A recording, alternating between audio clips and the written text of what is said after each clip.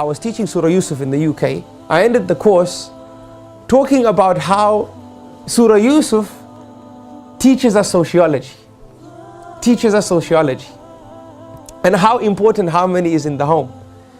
And how detriment the lack of harmony is to our children. In Surah Yusuf, Allah subhanahu wa ta'ala tells us that Yusuf alayhi salam saw a dream. And in this dream he saw the sun, he saw the moon and 11 stars prostrating to him. And according to the minority view of the ulama of tafsir, and that's the view we will use for the purposes of our similitude and analogy here, the minority of the ulama said that the sun in the dream represented the father, and the moon in the dream represented the mother, and the stars in the dream represented the children. This is what they said.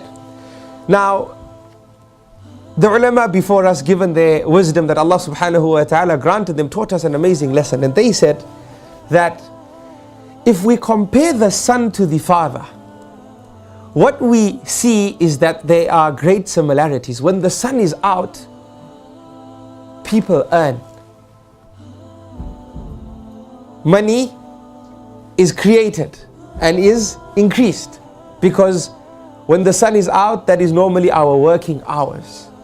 And this is the case when the father is in the home. When the father is at home, he is the breadwinner. He's the breadwinner, right? And he earns. And then they say when the sun is out, you don't see the stars. The stars are there, but they're not seen. And normally in the day when you see the father, do you see him with the children? You don't see him with the children. The children are with the mother, not with the father. And when the sun is out, we feel a sense of security. And isn't that the case when the father is at home? When the father is at home, the home feels a greater sense of security. The mother and the children feel even more secure when the father comes home. Is this not correct? Yes. So this is the similitude and analogy between the son and the father. And when we look at the mother, and in the dream of Yusuf alayhi salam, based on the minority view of the ulama of tafsir, when they said that the moon represented the mother, if we analyze the moon and the mother, we see that the moon is serene. It's beautiful to look at. It's peaceful, and it gives luminous light. And if we look at the home structure, we find these qualities present in the mother. The mother is serene. The mother is beautiful to look at. The mother creates a sense of peace in the home, just like the moon creates for us at night. When the moon is out, we find the stars twinkling. And when you see the mother for most of the day and the night, you find her with the children. And the children are happy and running around her. They're twinkling as well. When you look at the moon, you see that it takes its light from the sun. And the brighter the sun, the more luminous the moon. And the same is the case in the home. The more effective the father, the more effective his role in the home, the more effective the role of the mother becomes as well.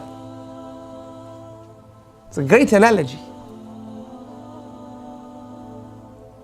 And then they say that when the sun tries to be the moon, and the moon tries to be the sun, something happens.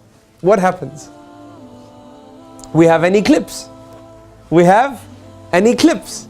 And when an eclipse happens, the role of the sun is inferior, and the role of the moon is inferior, and the stars are nowhere to be seen.